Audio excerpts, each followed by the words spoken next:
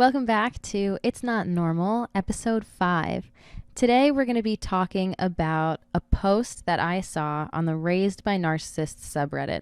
And lately, the posts that I've been seeing on that subreddit feel targeted towards me because I haven't related to posts on that subreddit nearly as much as the ones that I've been seeing lately. And so the other day, I came across a post and the person was asking, how do you reconcile the fact that your parents sabotaged so many of your experiences growing up? And this immediately resonated with me because I have felt, ever since moving out of my parents' house, a deep sense of loss and regret for a lot of my earlier years, mainly my teenage years. When I think back to probably the time I was born to 10 or 11 years old, I don't remember too much feeling like I was missing out on things because I don't really feel like that's the peak of your social development. I think it comes a little bit later in your early teens. And so I feel like for me, ages 14 to 19 or 20 is really kind of where I feel that sense of loss in terms of experiences that I just didn't get to have. And so I was really interested to read this post. And I posted a TikTok about it, and it's gotten a ton of comments and engagement. And so this is clearly something that resonates not only with me, but with a lot of you. And so I kind of wanted to just dive into it a little bit deeper. So the first way that I think my parents kind of sabotaged experiences for me growing up, and this was similar to what the original person who posted this on Reddit said, was they isolated me from kids my age. And the first way that I think my parents did this, whether or not they knew that they were doing this, my parents shaped the opinions of my peers for me. And the first story that kind of comes to mind was when I was in, I think, 7th grade, and a girl that I played softball with invited me over to her house to go swimming. And I was excited, and I told my parents that I was invited, and I asked them if I could go. And they just came back at me with, "Oh no, you don't want to hang out with those kids. They're not good kids. You don't want to be around them." And up until that point, and even far after that, I never questioned my parents' intentions. I always trusted them, and I believed that they had my best interest in mind. And so if they were telling me that these weren't good kids, that I didn't want to be hanging around them, then I trusted them and I kind of took on their opinion as my own. Maybe they knew something that I didn't know. You know, they're adults, they're my parents, and so I trust what they're saying. Okay, mom and dad, I don't want to hang out with them, I won't go. And so if I ever did get invited to something like that again, there were times when I wouldn't even bring it up to my parents because I knew what their answer would be. And again, I trusted them.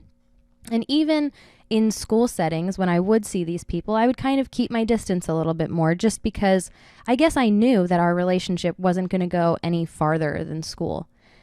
And so that was kind of the first way that I think my parents isolated me from kids my age.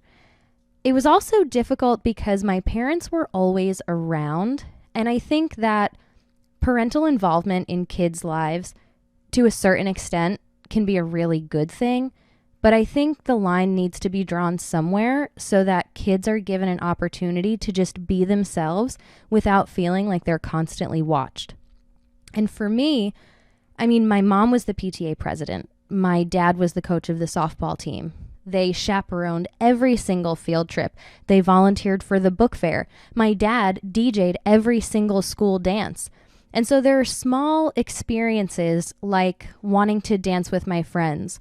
Or I remember at my 8th grade dance, a boy came up to me and asked me to dance, and I straight up said no because both of my parents were there. My dad was DJing, and I knew that they wouldn't be happy if they saw me doing that. And if I did say yes and danced anyway, then I would get interrogated about it when I went home. And so it just wasn't worth it for me. Another way I think my parents isolated me from my peers, again, I don't even know if they did this knowingly but I went home for lunch every year in elementary school. And I was the only kid who didn't stay in school for lunch. And in the moment, I thought that this was a cool thing because, you know, I got to come home and watch The Price is Right and like eat whatever food I wanted, I guess.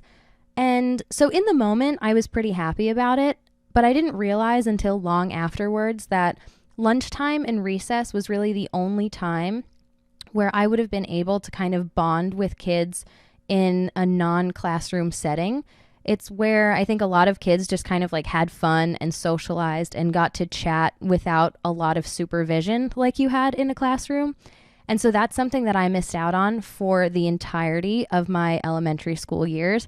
And I have no doubt that that impacted the depth of my relationships with kids my age in school because we just didn't have that. Not to mention, I wasn't really able to develop these relationships with kids in school because of things like that. And I definitely wasn't able to develop these relationships with kids outside of school. And that kind of brings me to the next way that my parents would isolate me. They wouldn't allow me to really hang out with kids outside of school. I was never allowed to just go to the park with the other kids. And one time I remember I was invited to a sleepover, and it was the first and only sleepover that I was invited to that wasn't family. And so I was really excited. It was with a girl who lived literally a couple blocks away. And I had invited her to my birthday party that year, and she was having a sleepover for her birthday party. And so I was excited to go. And so I show up and we're hanging out, we're watching TV, probably like singing songs, playing with her pets. And we were just about to put on like a little fashion show for each other, just get dressed up and do like a little runway walk kind of thing. And my mom came to pick me up, and I wasn't allowed to stay over. Now, what's interesting about this is that if I were to bring this up to my parents, they would say that I didn't want to stay. And what I find so interesting about that is at that point in time, probably 6th or 7th grade, I think maybe 6th grade at that point, I had already started to take on those people-pleasing tendencies. If I knew that my parents were hesitant about me staying over or didn't want me to sleep over, if it was a source of tension or controversy, and they said, listen, like, we're going to come and pick you up, not only would I not push back and say like, hey, I'm the only one that's not staying, like, why can't I just sleep over? I would make it a complete non-issue. And I would almost to the point where I would share their opinions. Similarly with my peers, where if they thought that it was the right thing for me to come home and to not stay over, then I would be like, yeah, like I kind of want to come home. Like I would make it no big deal at all because I wanted them to think that we were on the same page, and I wanted them to be happy with my decisions and with my way of thinking. And the way of doing that, I learned over time, was just to think the way that they wanted me to think. And so they would tell you that I didn't want to stay. And another thing is that maybe I was a little nervous. You know, if this was my first sleepover with just friends, I think it's completely normal to be a little nervous. But the issue comes in, especially with controlling parents, when they foster that sense of dependency. I think it's really important when your kid is growing up, and if they're going to go out and do something socially for the first time, like maybe have a sleepover with friends, to encourage them and to reassure them and to say, hey, listen, you're just a couple blocks away. Everything is going to be okay. And if you get uncomfortable at any point, and if you want to give me a call, or if you do want me to pick you up, that's completely fine. But just know that you're going to be okay. And if you ever need anything, like, I'm going to be right here. I think encouraging a bit of socialization and independence at a young age is so crucial to social and personal development. And I think that is something that controlling and narcissistic parents do not do. They want to be in control as much as possible. They want to know where you are, what you're doing at all times. And not only does that show that they don't trust you and they don't trust your judgment or the decisions that you make, but it doesn't really allow you to be yourself or to see how you react in certain situations on your own without anyone else's influence or bias or feeling like someone's watching you make a decision. It doesn't allow you to just kind of make mistakes on your own or to try something without the fear of someone watching you or judging you. And so that's really difficult. I think part of the reason that controlling parents always want to know what's going on and where you are and what you're doing is because they're scared of their kids encountering things like alcohol, like drugs, like sex, these things that are dangerous to them. But the truth of the matter is, your kid at one point or another is going to be exposed to these things because they exist. And if your kid is out in the world at all, there's a chance that they might run into these things. And in my opinion, the true danger comes when they pretend, when parents pretend like these things just don't exist. They don't educate their kids about these topics at all. There's no open and honest and non-judgmental communication between the parent and the kid. So if the kid does encounter these things and they're feeling uncomfortable or they don't know how to feel about it, or maybe they even want to try it, they're going to get their education either from the internet or from other kids their age, who, let's be honest, probably don't know much more than the kid does themselves. And so that's not helping anybody. I think controlling parents, one of the biggest mistakes that they make is just pretending like these things don't exist and doing their best to prevent their kid from ever even having the possibility of encountering these things. It's going to happen. And it's so much more beneficial to everyone involved if your kid feels comfortable enough to talk to you about these things. And it's important when your kid is growing up to show that you trust them to be in a different situation. Maybe it is a bit of a sticky situation and you show up to a party and there's alcohol there or there's drugs there. You want to be able to trust them enough to know that they're going to make the right decision. And even if they want to try something for the first time, they'll feel comfortable enough to come to you and to talk to you about it. What was it? What did they do? How did they feel? And then you can kind of educate them and have this open conversation, this open dialogue to talk about the risks and what to do and what not to do. And God forbid they ever get into a really bad situation. You want your kid to feel comfortable enough calling you, reaching out to you and saying, hey, listen, this is what's going on. This is what I did, and I really need your help. I've heard the saying a lot that controlling parents raise the best liars, and it couldn't be more true. Coming from someone who grew up with controlling parents, I can tell you that there is so much about my life that my parents do not know and will probably never know. Things that I've done, places that I've gone. And it can be really difficult to grow up and to try to figure all of these things out on your own, all while also keeping them hidden from your parents because you know if they find out, you're going to get in trouble for them. And it's not anything outrageous. It's not anything that a normal teenager wouldn't do or be curious about.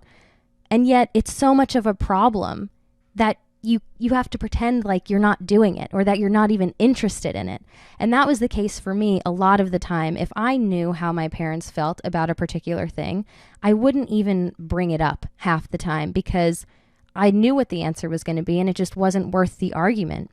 And this can be really sad to kind of look back on because you start to realize all of the things that you almost voluntarily missed out on.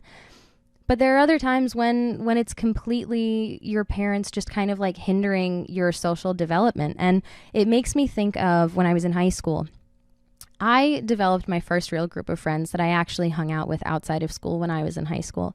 And we were all invited to a Sweet 16. Now, my friend group and we were all honors kids. And so we were in high-level classes. And just due to the nature of our classes, we were a bit isolated.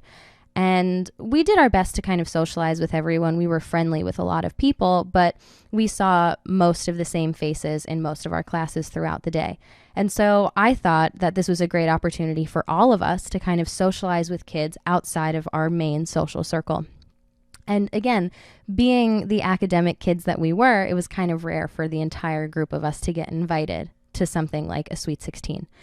And so this was the first and only Sweet 16 that I was invited to. And I remember telling my parents about it.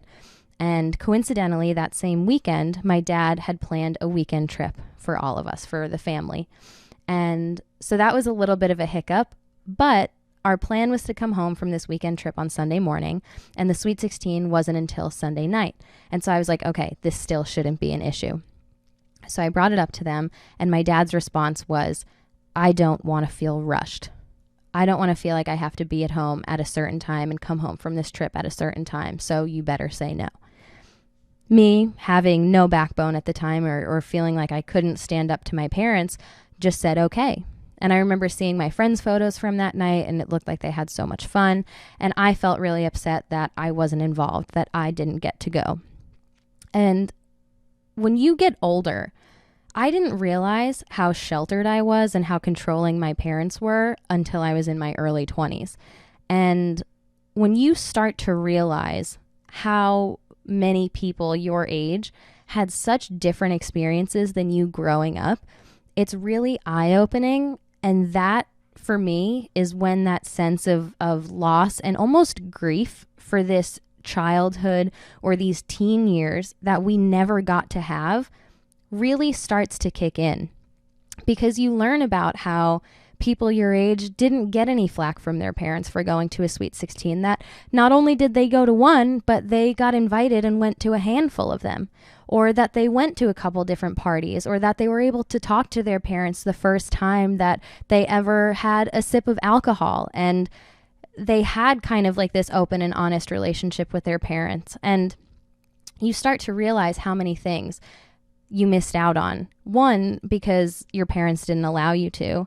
And two, because if you knew how your parents felt about them and you were just going to kind of face an argument just to be told no at the end of it, things that maybe you just voluntarily bowed out of because it just wasn't worth it for you.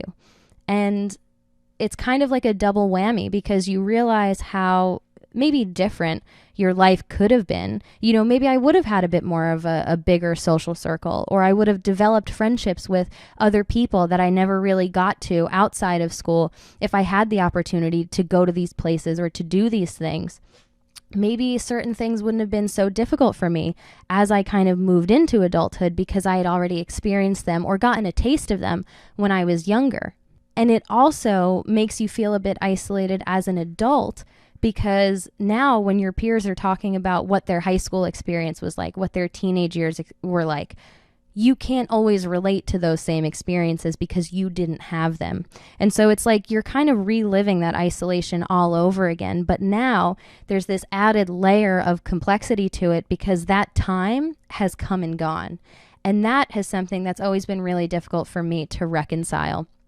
Anytime I have an issue with something and there's nothing that I can do to kind of proactively change it or make it better, that is when I feel like I struggle the most. I'll never be 16 again. I'll never be invited to a Sweet 16, and I don't ever want to be at this point. It's even if I were to get to experience some of these things now, it's completely different.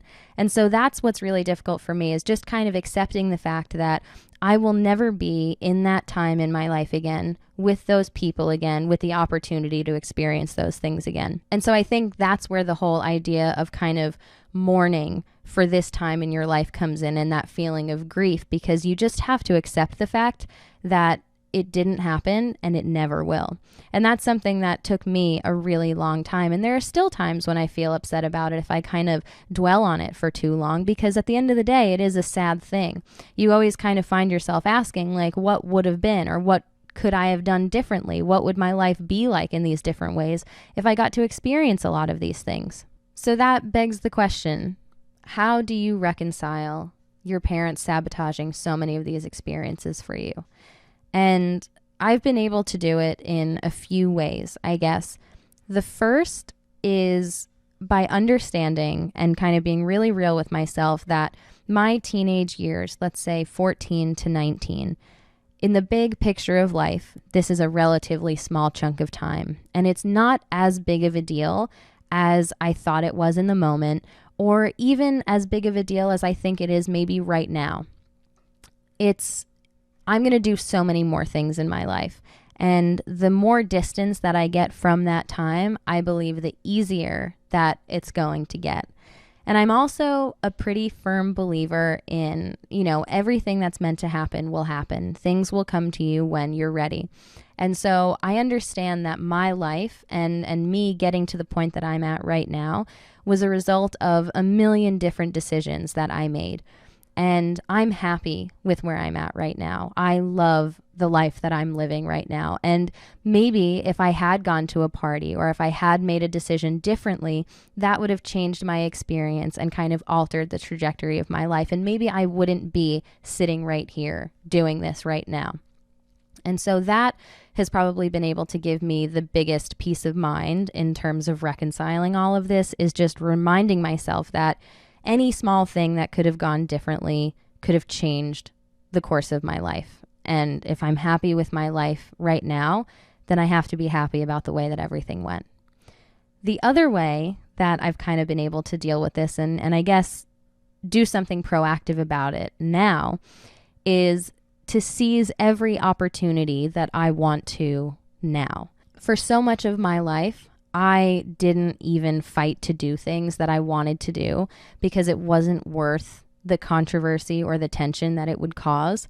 And now that I'm in an environment where I solely am in control of the decisions that I make, I try to do as many things as I want to do when I want to do them, because I don't have to ask anyone for permission. Me wanting to do something is justification enough. And I know that regardless of where I'm going or what I'm doing or what time I get home, I'm not going to get yelled at. I'm not going to get punished. This isn't going to be something that's held over my head, and I'm not going to get the silent treatment for a few days afterwards. And so I constantly remind myself that I am an individual. I'm my own person. I have full autonomy over my life and my decisions. And if there's something that I want to do, I can do it. Nothing is stopping me. And sometimes even if I want to take that extra step and maybe do something that's a little outrageous or, a little extra fun, I guess, thinking of all the things that I missed when I was younger can kind of help me to feel less guilty about doing things like that, because I feel like the younger me deserves that. And I think the last way that I've been able to kind of form this into any bit of a positive is in the time that I've been no contact with my parents, which at this point has been about 6 months. Any time that I feel any bit of guilt for not talking to them, or I question whether or not I should reach back out again, or if I feel sad or any kind of negative emotion associated with the lack of contact, I think about things like this. My personal, emotional, social development was so hindered because of the number of experiences and interactions that I missed out on. These are the roots of some of the most complicated issues that I have faced in my life. And yet, if I were to try to bring this to the attention of my parents and to talk to them about it, they would deny their part in any of it.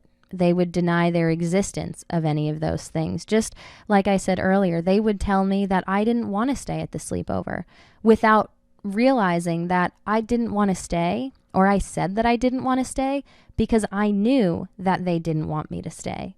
And so dedicating time and energy to a relationship with people who deny their involvement, deny the existence of these incredibly sad and difficult issues, it's of no benefit to me. And it only makes things harder. It makes this whole journey of healing and self-discovery and stepping into the role of just being in control of your whole life, kind of unapologetically so, that much more difficult. And so thinking about these things makes me feel really grounded in my decision. I am justified in my stance to kind of keep the contact at a minimum or at nothing at all, because it's my decision and I'm dealing with all of these incredibly difficult things, and I have to do that in the way that is most beneficial to me. Because if they're not going to look out for me, then I have to look out for myself. And so, as difficult as this can be, I think it's important to remember that your childhood, your teenage years, even into your early 20s maybe, that is a small chunk of your life. And just because you didn't get to experience a lot of the things that maybe you feel that your peers got to experience, it doesn't mean that you can't start now. It's never too late. And use this as kind of fuel, I guess, to live your life the way that you want to, starting right now. to make every decision that you want to make and to seize every possible opportunity. And I think that's kind of the best advice that I've got. That's what I'm doing. And so I do have a few comments that I would love to dive into here. That's going to be over on my Patreon. So if you're interested in that, or if you just want to support me overall, Patreon is a great way to do that. I've got that linked down below. And before I sign off for this episode, I just wanted to take a minute and thank every single person who has been watching my TikToks, who has been engaging with my videos. I just hit 1 million likes and 10,000 followers, which is an incredible accomplishment, considering the fact that just a couple months ago, I posted my first TikTok about being raised by narcissistic parents, and I was a wreck in my truck, and I just needed to vent. I needed to talk. And so I decided to talk on TikTok. And since then, I've discovered such an incredible and supportive community of people who have gone through such similar experiences. And there are so many strange sort of nuances and emotions and behaviors that come along with being raised by narcissistic parents that can be so difficult to explain to people who haven't gone through anything like that. And to be able to talk to people who really see me and who really understand how I'm feeling, and to hear so many people's stories has been really life-changing. And it's so wonderful to have a sense of community. And I think it really helps with the healing process to know that you're not alone.